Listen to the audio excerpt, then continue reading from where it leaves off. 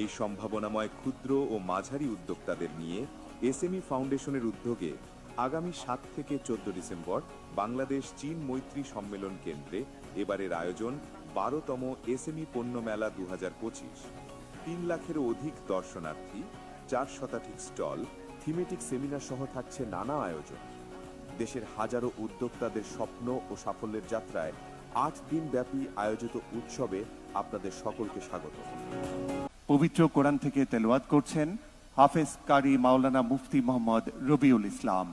يخافون يوما تتقلب فيه القلوب والأبصار।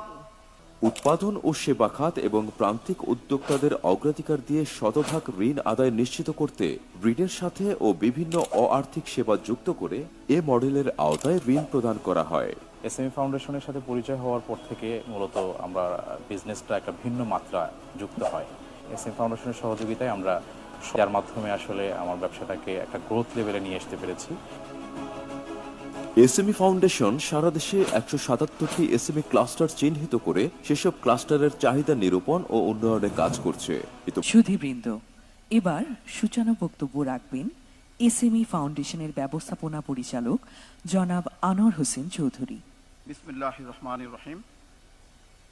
SME foundation কর্তৃক আয়োজিত 12তম জাতীয় এসএমই পণ্যমেলা 2025 এর উদ্বোধন অনুষ্ঠানের সম্মানিত সভাপতি, এসএমই ফাউন্ডেশনের চেয়ারপারসন জনাব মোহাম্মদ মুশফিকুর রহমান।